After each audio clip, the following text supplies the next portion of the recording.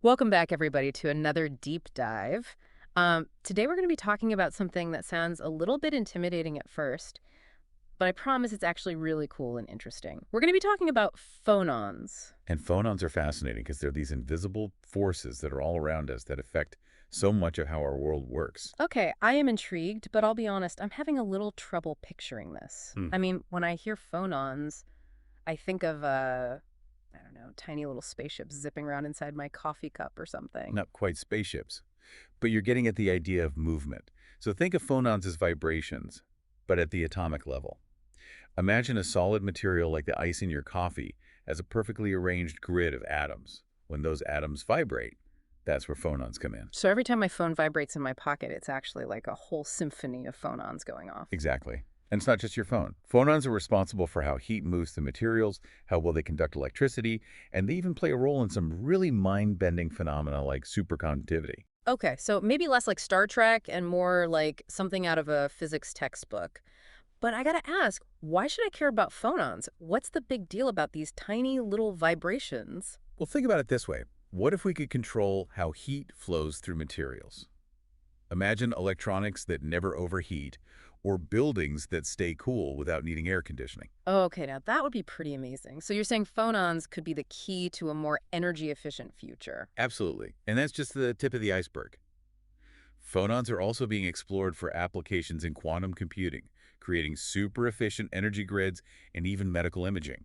Hold on, sound waves helping doctors see inside the body. How does that even work? Well, it turns out there are different types of phonons, each with its own unique set of properties and potential applications. Okay, so let's break it down. What kind of phonons are we talking about here? The two main types are acoustic phonons and optical phonons.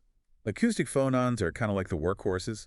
They're responsible for carrying heat energy through materials. So like if I put a metal spoon in a bowl of hot soup, the acoustic phonons are the ones that make the handle hot. Exactly. Now, optical phonons are a bit more complex. They involve atoms vibrating in opposite directions, and they often interact with light, hence their name. Interesting. So are optical phonons the ones that make things shiny or transparent? Not directly, but their interactions with light are important for understanding how materials absorb and reflect different wavelengths. And this is crucial for things like designing more efficient solar panels or creating new types of optical devices. I'm starting to see how phonons are like the hidden architects of the material world. They really are. Yeah. And just like an architect needs to understand how different materials behave, we need to understand how phonons move and interact within a material to unlock their full potential. Okay, but how do we study something that's happening at the atomic level? It's not like we can just watch these phonons zipping around under a microscope, right? Right.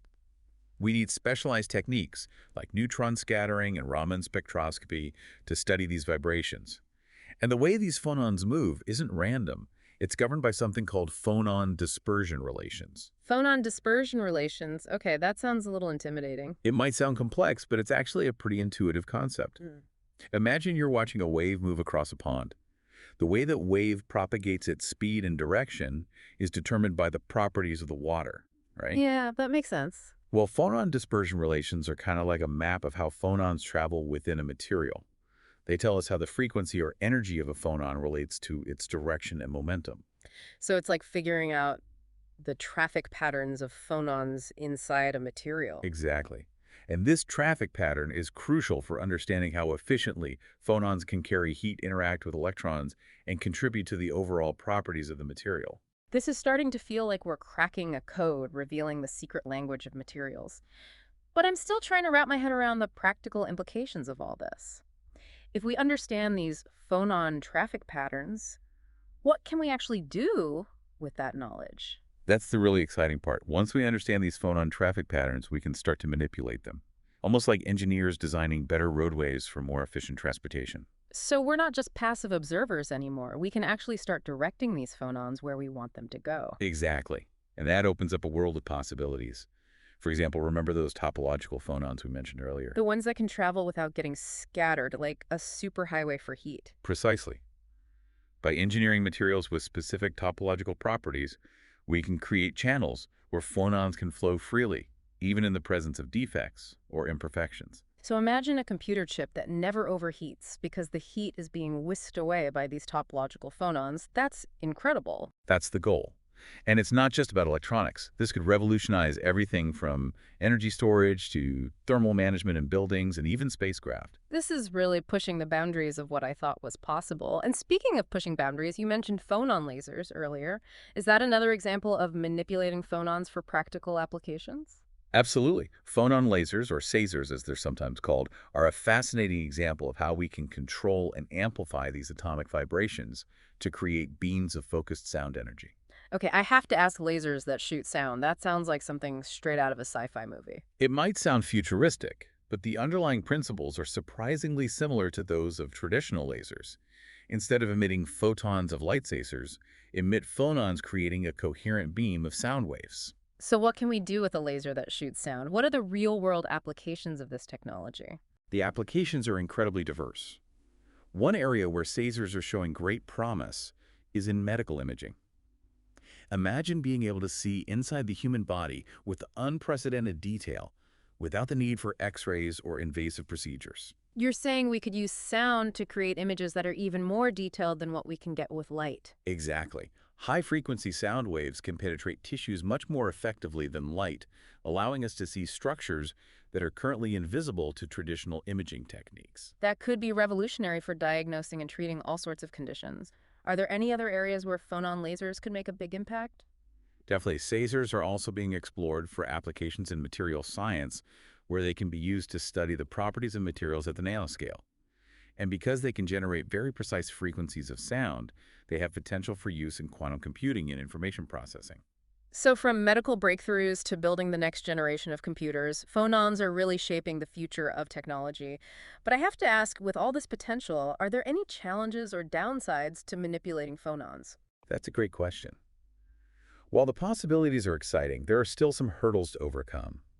One of the biggest challenges is controlling phonons, with the level of precision needed for some of these more advanced applications. So it's like trying to conduct an orchestra of atoms, making sure they're all playing in harmony. That's a perfect analogy. We need to develop more sophisticated techniques for creating, detecting, and manipulating phonons with the same level of control we have over photons in lasers and electronics. I imagine that requires a deep understanding of those phonon traffic patterns we talked about earlier. Yeah, absolutely. And that's where fundamental research is so crucial. The more we learn about the fundamental properties of phonons, the better equipped we'll be to harness their full potential. So even though we're talking about cutting-edge technology, it all goes back to basic science, understanding the building blocks of the universe. Exactly. And it highlights the interconnectedness of scientific disciplines, from physics and chemistry to materials science and engineering. It's a collaborative effort to unlock the secrets of phonons and turn those discoveries into real-world applications. It's amazing to think about all the potential that's still out there just waiting to be discovered. Mm. What are some of the big unanswered questions in phonon research? What are the scientists most excited about figuring out? There are so many fascinating questions still to be explored. One area that's particularly intriguing is the role of phonons in quantum phenomena, like superconductivity. We know they play a crucial role, but the details of how they interact with electrons to create these exotic states of matter are still being uncovered. So we might be able to unlock even more efficient energy transmission or create entirely new types of electronics if we can crack the code of phonon-electron interactions. Exactly. And beyond superconductivity, there's growing interest in exploring the quantum properties of phonons themselves. Could we use phonons to build quantum computers or create new types of sensors that operate at the limits of sensitivity? It sounds like the world of phonons is full of exciting possibilities and potential breakthroughs. It's clear that we're just beginning to scratch the surface of what's possible with these atomic vibrations. It truly is a fascinating field, and the research is moving at an incredible pace. I'm excited to see what the future holds for phonons and how they will continue to shape our understanding of the world and drive technological innovation. Wow. It's incredible to think that something so tiny, something we can't even see, could have such a huge impact on our lives. I have to admit, before we started this deep dive, I had no idea phonons were such a big deal. Yeah, it's one of those things that often gets overlooked because it's happening at a scale we don't experience directly. Mm. But once you start to understand the role phonons play in everything from the warmth of your coffee cup to the speed of your computer, it really changes how you see the world around you. I'm definitely seeing things in a whole new light, or should I say a whole new vibration. But speaking for myself and maybe some of our listeners out there, I'm feeling a little overwhelmed by all this information. Where can we go to learn more about phonons and stay up to date on the latest research? Well, there are some really great resources out there if you want to dive deeper into this. For those who enjoy a good book, the Oxford Solid State Basics by Stephen H. Simon is an excellent starting point. It covers the fundamentals of solid-state physics, including a whole section on phonons. I've heard great things about that book. I'll definitely have to check it out. What about resources for people who are more visual learners? Are there any good videos or documentaries out there? Oh, absolutely.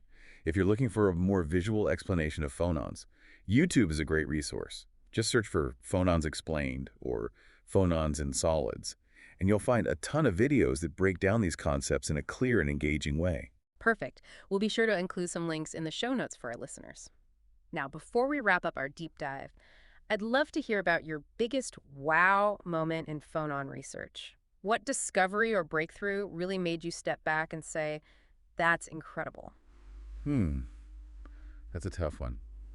There have been so many exciting developments, but for me, it's the realization that phonons, these vibrations that we often think of as just heat, are actually quantum objects. Really? Yeah, they exhibit wave-particle duality, they can be entangled, and they can even form Bose-Einstein condensates, which is a state of matter where a large fraction of the particles occupy the lowest quantum state. So these seemingly simple vibrations are actually governed by the same mind-bending rules that govern the subatomic world. Exactly. Yeah. And that opens up a whole new world of possibilities for exploring and manipulating these vibrations in ways we never thought possible. Yeah. It's like discovering a hidden layer of complexity in something we thought we understood. It really makes you wonder what other secrets are hidden in plain sight just waiting for us to discover them. That's the beauty of science, isn't it?